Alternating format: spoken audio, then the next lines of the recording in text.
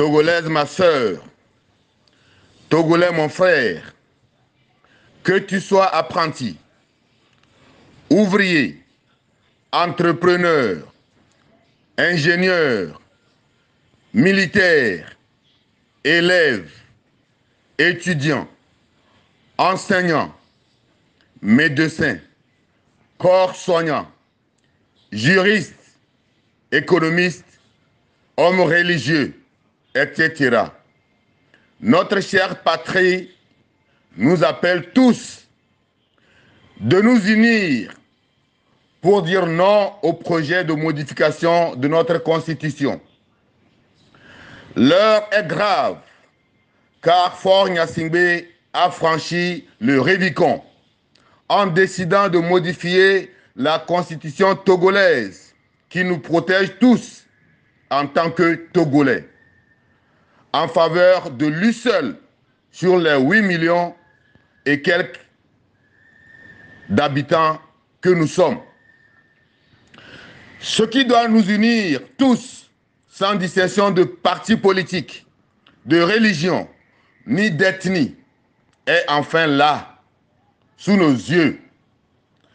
Si nous n'arrivons pas à nous unir, nous lever tous ensemble comme un seul homme pour dire non à Faure Gnassingbé, qui ne détient pas le titre foncier du Togo, alors ce serait fini pour nous et pour plusieurs générations à venir.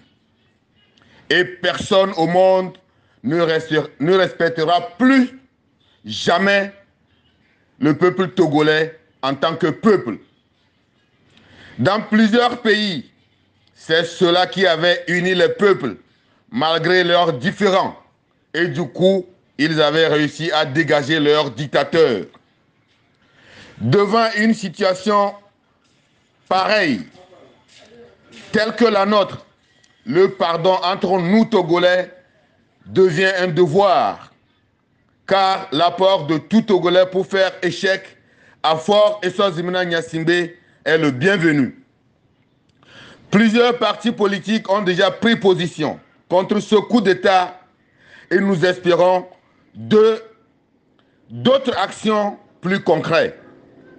Un militaire togolais du nom du commandant Olivier Ama avait tiré la sonnette d'alarme en appelant ses compagnons d'armes à prendre leurs responsabilités devant cette situation. Nous profitons à rappeler nos frères et sœurs des forces armées togolaises FAT à prendre leurs responsabilités comme ce fut le cas dans d'autres pays. Nous savons aussi que même au sein du parti UNIR de Faure Gnassingbé, ça bouillonne contre cette décision de modification de constitution. C'est de bonne guerre, car c'est des hommes sensés qui sont dans ce parti. Et nous les encourageons à rejoindre tous les autres compatriotes togolais à se lever comme un seul homme pour dire non à Faure Eswazimana Gnassingbé.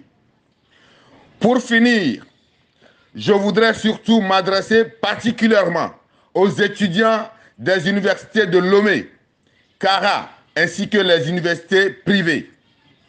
Chères étudiantes et étudiants, partout au monde, quand des cas pareils se présentent, vous êtes normalement les premiers qui devraient prendre le devant, car vous êtes les éclaireurs de la nation. Le 5 octobre 1990, ce fut des étudiants qui avaient posé les premiers actes pour l'avènement de la démocratie au Togo.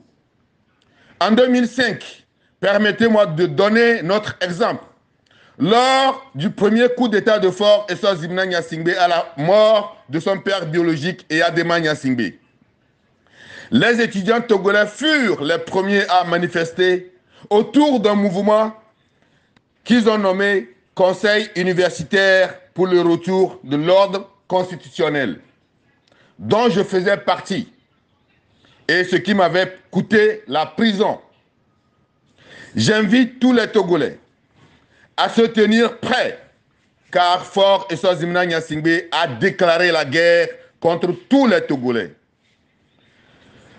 Suivons ce que nous dit notre hymne national. Vainquons ou mourons, mais dans la dignité. C'est maintenant ou jamais. Je vous remercie. Le Togo.